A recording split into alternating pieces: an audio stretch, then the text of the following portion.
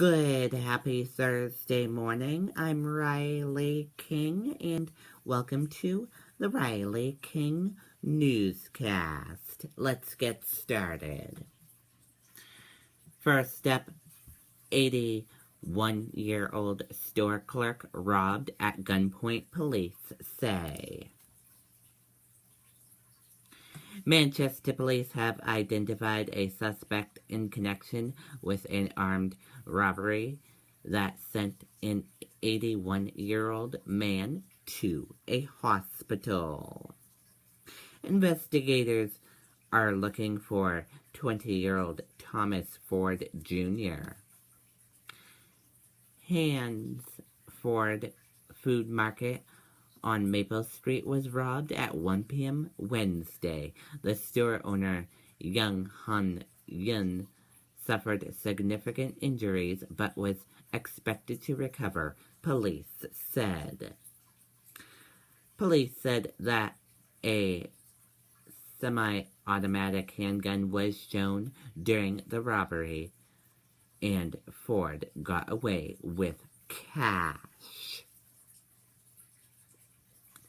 A warrant was issued for Ford on charges of armed robbery and first-degree assault. Ford is considered armed and dangerous, police said. Neighbors said they were stunned to see that the store owner was the victim of the crime. They said he's well known in the community and has been running the business for years.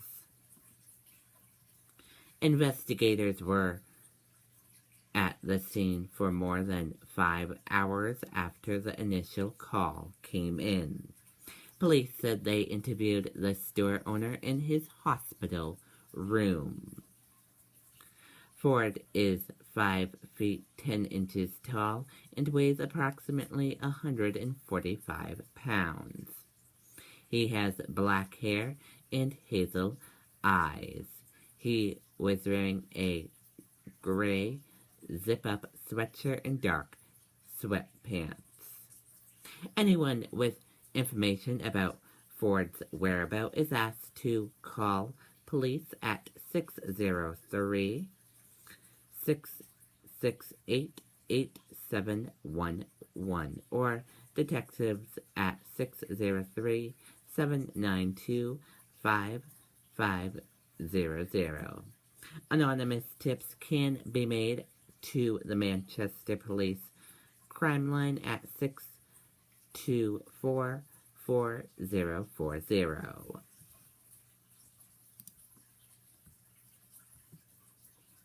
Timberland student dies of drug overdose, superintendent says.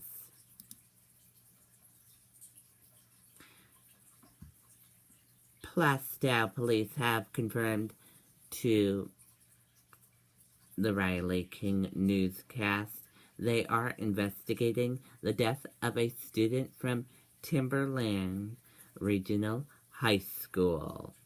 Principal Donald Woodworth said the junior died from a drug overdose Tuesday night. Her name has not been released. School just started for the year at Timberland Regional High School 1 week ago. Woodworth sent an email to parents informing them of the student's death. On the high school's website, advice is posted on how to cope with loss, along with information about grieving a drug overdose. Woodworth said classes and activities will go on as planned.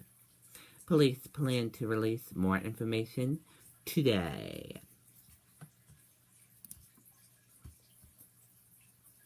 Ayotte Rubins meet in Senate debate. U.S. Senator Kelly Ayotte tried to portray herself as someone who can work across the aisles to get things done, while her opponent, former state Senator Jim Rubins, said that he was a true conservative in the race during the debate Wednesday. The two candidates for the Republican nomination for U.S. Senate clashed on gun control, national security, and government spending in the Granite State debate.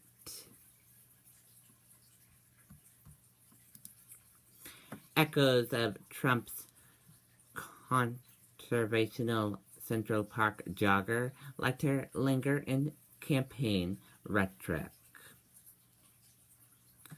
Announcing his presidential campaign last year in the lobby of his New York building, Donald Trump issued a dire warning about Mexican immigrants, painting them as murderers and rapists, undermining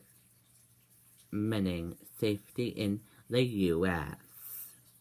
Since then, he has constantly mentioned uncontrolled immigration as one of the biggest threats to American way of life.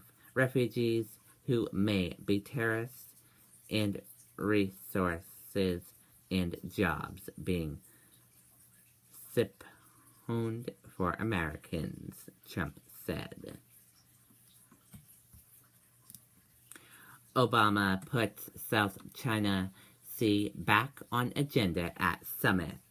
President Barack Obama put the long simmering dispute in the South China Sea front and center on the agenda at the regional summit Thursday as it became clear that most of the other leaders gathered in the Laotian capital were going to let China off with a mild rebuke over its territorial expansion in the resource-rich waters.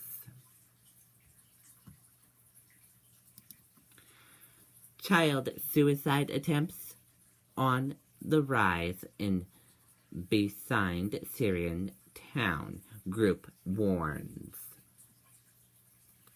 The besieged Syrian town of Maidan has seen a worrying increase of child suicide attempts as long wars takes its toll, in rights group warned.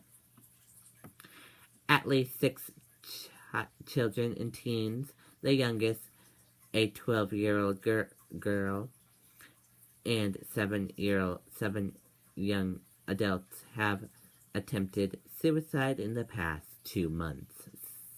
Save the Children said in a statement. And that does it for the Riley King Newscast right here on the Riley King Network. I hope you all have a great rest of your Thursday. See you back here later on today. Goodbye, everyone.